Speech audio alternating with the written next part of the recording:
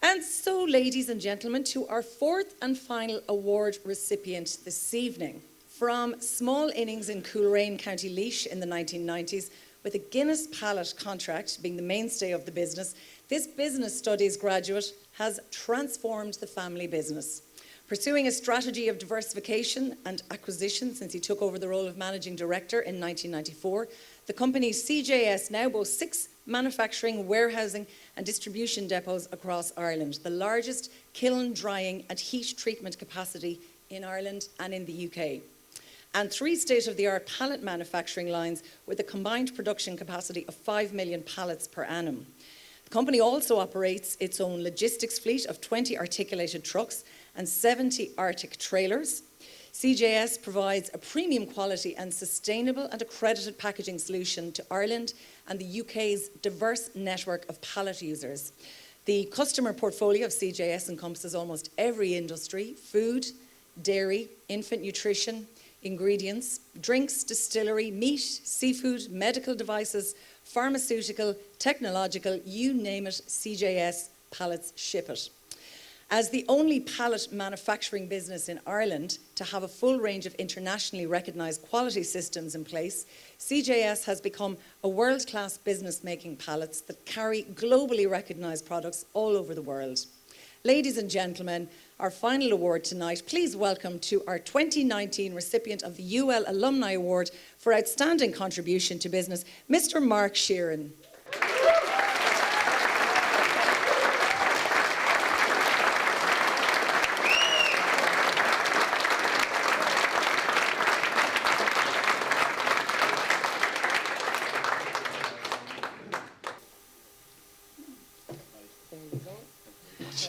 Thank you. So Mark, welcome to the stage and congratulations. Thank you very much. Thank Lovely you. to have you up on the stage. I want you to, I feel like a hypnotist, but go back, right back to 1994. So you started working alongside your father Canice in the timber business with just 5 employees at the time.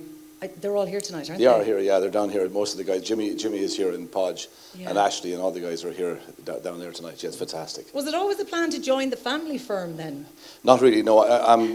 I had no idea what I was going to do, to be honest. And I just want to say the previous guys here are fantastic tonight. And I remember Peter, I played against Shannon a few times. If you forget to mention Shannon, they used to beat us up regularly in Plazzy, our FC. Wait, you mean beat you up? They literally beat us up. So, so he wasn't such a nice guy after all. But he was brilliant. So no, I came back from London in the early 90s, and there was a recession on there. So I came back here with my tail between my legs, and the intention was to do a TEFL course and head off to Japan to teach English as a foreign language there.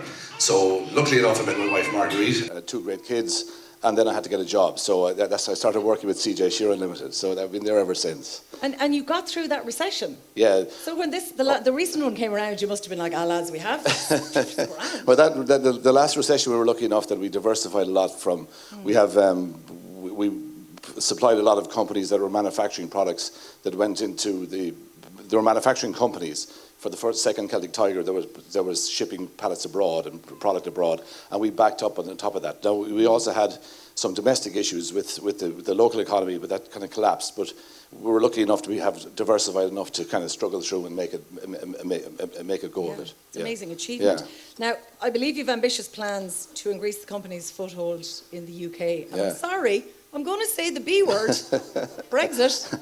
I thought I might be asked that, so I asked Paddy to Google when we got Brexit, and he said June 2016 was the first time, and so so we were looking at sales there with Ashley over the last couple of days, and we've trebled our sales to the UK during Brexit, so it hasn't done us any harm at all.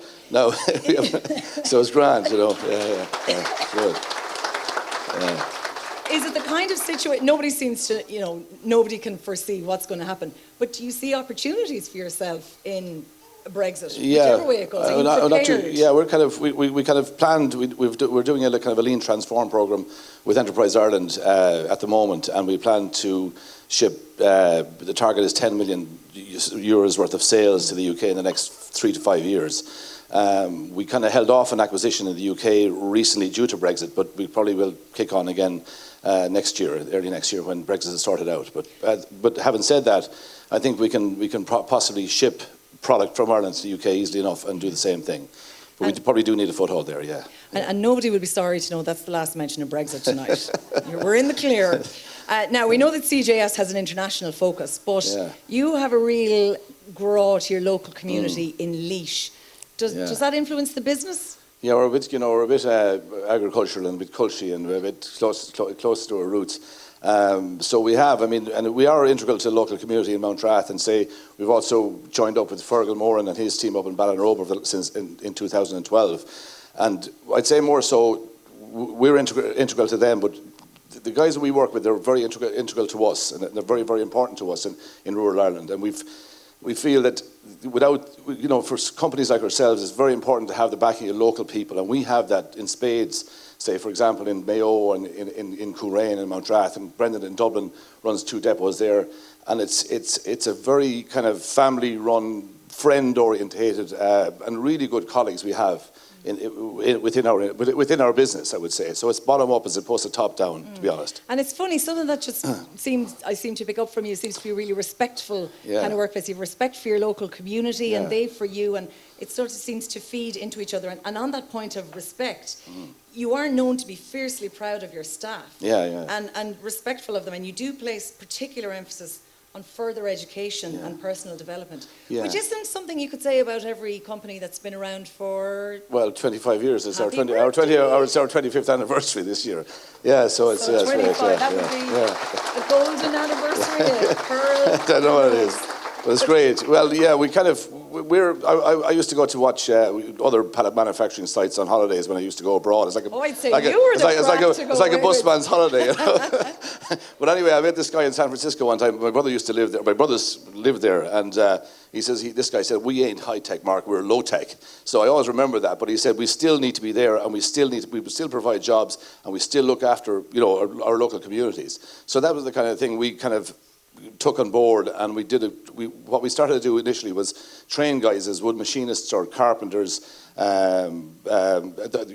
mechanics, fitters, and then we started to do other jobs, other training, such as accountants. John Canice is here; he's doing a DIT course in Dublin for us, and so we do across the range. We promote internal education, and we have actually just brought on a program. It's called Talent Tree within CJ Sheeran Limited, which we bring people up from the bottom and keep training, and it makes our company a lot stronger. So that's the idea. It's kind of like an X factor for employees. Well, I don't know about that, but anyway. But do you find that your employees have greater loyalty to you then and will stay with you for longer? I mean, we're talking about a bunch of 5 people who were with you 25 years. Well, those lunatics are still here. So, and Brendan is there too. Yeah, there's Brendan from Dublin down there as well. So yeah, they stick with us, and so it's important to have good retention staff. Yeah. And I have to say we're very, very good, and the staff are fantastic. Absolutely. And I'm imagining your love in terms of educating and upskilling your staff comes from your time in UL, and this is where I ask you about the memories. Well, now, they don't have to be academic. They can be, if they involve Doc's nightclub or... Yeah, well, this is kind of the contradiction, really, isn't it? So, yeah, for me, I think I was thinking about UL and the times I spent there was... I loved Limerick, and I still love Limerick. Although I'm a proud Leinster fan, of course, I would never be accused of being a Leinster supporter. But anyway, get him out. Yeah, but yeah, no, Limerick is fantastic. I was speaking to Mr. Walsh and Mrs. Walsh earlier on, and he said, no, it's Ed and his wife Stephanie. And the thing about NIHE and Limerick, I was thinking, it was the informality. So when you saw Ed Walsh pass, and he'd go, "How are you, Ed?" And he'd go, "Hello there, how are you?" I passed him a couple of times, and I met him down below in Cork one time, and the same thing. "How are you doing?" It's informal. It's a very informal setting. Tonight I know it's pretty formal, but I always felt that the UL was an informal place. People all got on, no matter who they were, and stuck together. And we all feel that. For all our friends at the table talk about that, and the people who were here before, and Maeve and the rest of the crew, were basically saying the same thing. Yeah. But Limerick, my main memories, of course, the hurlers and probably the college bar. But and I can't say too much more because my kids are here tonight. Thank you so much. Pleasure. Let's give a round of applause.